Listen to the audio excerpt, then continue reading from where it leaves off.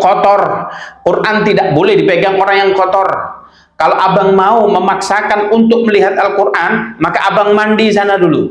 Betul saja, Sayyidina Umar menuruti. Ini tanda beliau sudah hampir saja mendapatkan hidayah. Apa yang terjadi? Beliau langsung mandi pada saat itu.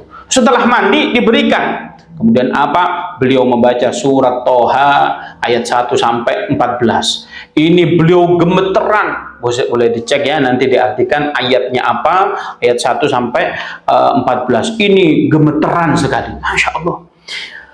Ini apa ini? Ini bukan barang main-main ini. Ini apa ini? Sesuatu yang ini harus diperjuangkan ini. Nggak mungkin aku bisa gemeter model semacam ini. Ini menunjukkan Sayyidina Umar ini sudah gemeter karena apa? Karena beliau ini membaca ayat ini langsung gemeter. Ini berarti bukan kaleng-kaleng, ini ajaran yang sangat luar biasa. Nggak mungkin aku ini memusuhi orang yang memperjuangkan ini kemungkinan kebenaran. Kemudian apa yang ditanya? Kemudian Sayyidina Umar berkata, Fatimah, di manakah Muhammad? Nggak tahu. Di manakah Muhammad? Di mana? Kalau abang ingin membunuh Muhammad, tujuannya membunuh Muhammad, saya nggak akan kasih tahu. Mending abang bunuh adikmu ini. Sayyidah Fatimah kekeh ingin ingin membela baginda Nabi Muhammad SAW. Lalu apa yang terjadi? Sayyidina Umar, aku tidak ingin membunuhnya, aku ingin bertemu dengan Muhammad. Oh iya, ya sudah, silakan temui saja baginda Nabi di Darul Arqam. Di situ tempatnya orang-orang keren nongkrong, bahasa kerennya begitu ya. Itu di situ ada para sahabat. Kemudian Sayyidina Umar betul-betul mendatangi Darul Arqam. Di situ banyak sahabat. Di antaranya sahabat ada kelasnya jawara juga. Namanya Sayyidina Hamzah. Sayyidina Hamzah juga ikut nongkrong di situ. Lalu apa yang terjadi? Diketok pintu. Tok tok tok tok. Kemudian tentunya belum salam juga karena belum Islam. Lalu apa yang terjadi? Min, siapa? Umar. Waduh, para sahabat ini bahasanya orang Jawa itu ngereweli. Waduh, ini yang datang biang kerok ini. Ini jangan-jangan kita akan ditumpang-tumbangkan semua. Lalu Sayyidina Hamzah? Saya saja yang membukakan Rasulullah. Apa kata Rasulullah? Kalau dia datang untuk kebaikan, maka terima. Kalau dia untuk ingin membuat rusuh, membuat onar, kita selesaikan. Sayyidina Hamzah jawara digitukan, dapat lampu hijau dari Rasulullah. Lalu apa yang terjadi? Dibukakan pintu. Lalu apa yang terjadi? Sayyidina Umar melihat baginda Nabi Muhammad SAW. Kita ketahui bahwasanya fisiknya baginda Nabi Muhammad SAW, kalau antum membaca sirah di salah satu kitab Asy-Syama'il Muhammadiyah, beliau luar biasa. Beliau meneteskan air mata berkaca-kaca, lalu merangkul baginda Nabi Muhammad SAW, dan beliau berkata, asyhadu an la ilaha illallah wa asyhadu annaka Muhammad Rasulullah. Masya Allah, seluruh sahabat yang ada di Darul Arqam takbir, Allahu Akbar, senang menyambut bagaimana kehadiran Sayyidina Umar di Islam ini. Maka yang dulunya Sayyidina Umar itu memusuhi Islam begitu luar biasa, memusuhi baginda Nabi Muhammad luar biasa. Bahkan tiada hari strateginya Sayyidina Umar memikirkan bagaimana untuk membunuh Nabi kita, Nabi besar Muhammad SAW. Intinya orang Islam dimusuhi, dirudung dan lain sebagainya. Lalu apa yang terjadi setelah beliau masuk Islam? Lalu beliau bersyahadat. Dulunya membenci betul baginda Nabi, tapi sekarang beliau sangat cinta terhadap baginda Nabi Muhammad SAW. Cintanya luar biasa. Cinta betul kepada baginda Nabi. Kemudian cinta betul dalam mengajarkan syariat Islam. Beliau rela berkorban dan seterusnya.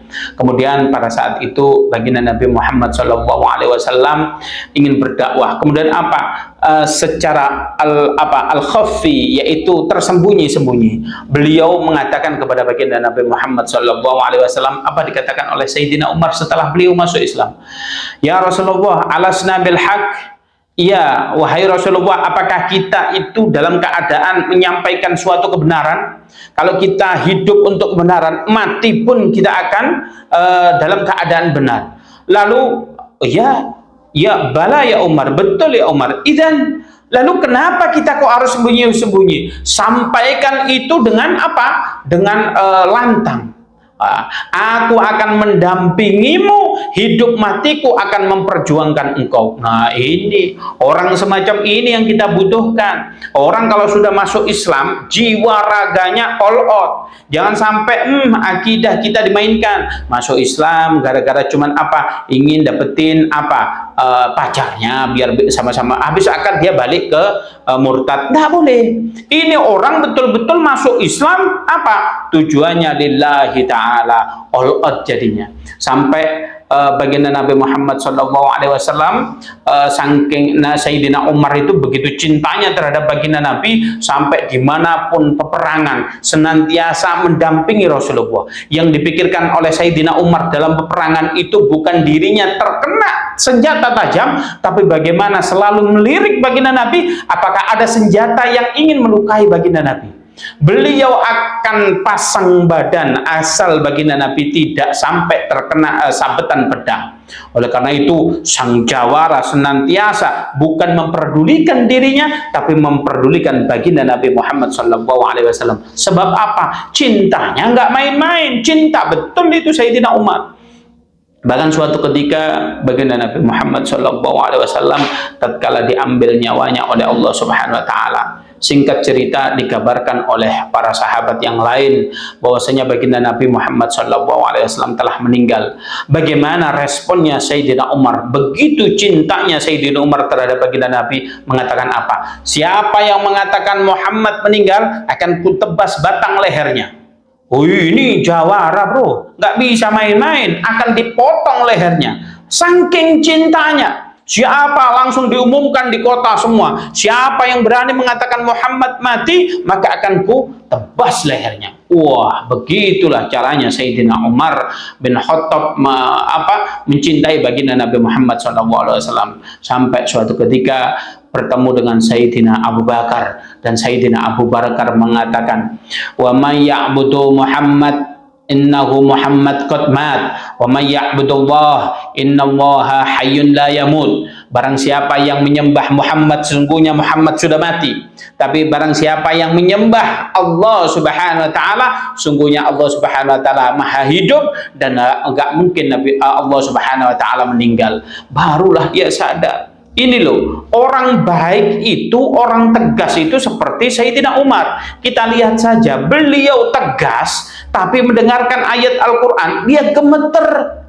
Dia tegas, tapi dinasehati kebaikan, dia gemeter, dia tunduk. Ada orang yang gagah berani dinasehati, nggak mau nerima. Itu kata orang Jawa itu namanya pengkoh. Pengkoh itu apa? Di dalam dirinya ada sombong, seolah-olah di dalam hatinya itu dia mengatakan akulah yang paling benar. Itu orang pengkoh. Tapi Sayyidina Umar bukan pengkoh, bukan sombong, tapi beliau tegas. Tapi tatkala dia mendengarkan suatu kebaikan, maka dia akan luluh. Pada saat itu dia menangis sejadi-jadinya. Karena apa? Saking cintanya terhadap baginda Nabi Muhammad SAW. Bahkan di antara baginda Nabi tatkala meninggal berhari-hari belum bisa dimakamkan. Ada yang ini, siapa yang menggantikan sosok beliau, itu satu. Yang kedua, siapakah yang berani memakamkan baginda Nabi? Kemudian tatkala itu dimakamkan, sampai putri beliau menanyakan kepada para sahabat, wahai sahabatku, wahai sahabat abahku, wahai sahabatnya bapakku, kok bisa kalian bisa memakamkan baginda Nabi Muhammad SAW? Lalu jawabnya apa? Seandainya kami itu tidak dibikin dibikin linglung begitu ya, dibikin kayak diselempeno begitu, kalau bahasa Indonesianya, dibikin kita itu nggak nyadar kalau itu Nabi Muhammad, maka kita tidak akan mampu memakamkan baginda Nabi Muhammad SAW.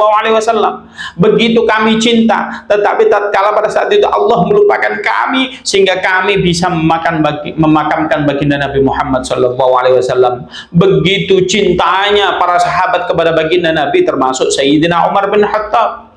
Sayyidina Umar pada saat itu beliau senantiasa tatkala diperintahkan oleh baginda Nabi Muhammad SAW senantiasa untuk berbuat baik, beliau berbuat baik.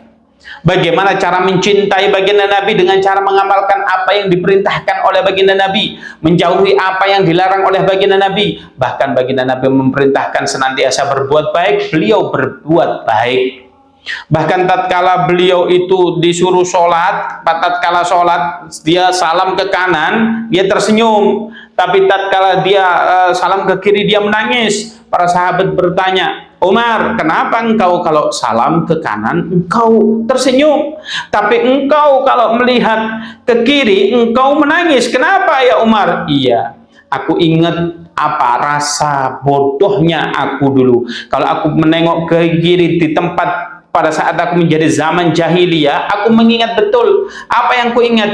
Ada salah satu putri kesayanganku, karena kebodohanku aku mengikut tren pada saat itu di zaman jahiliyah. Aku malu memiliki anak perempuan, sehingga apa, anakku menjadi korban kebodohanku. Aku menanam hidup putriku yang aku cintai.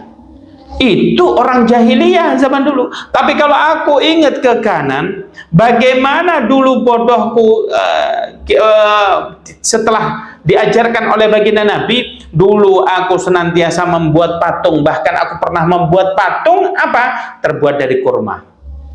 Setelah patungnya jadi aku sembah, tatkala aku lapar, patungnya itu kumakan. Begitu hebatnya aku, sampai Tuhan aja kumakan zaman dulu, sehingga beliau tersenyum.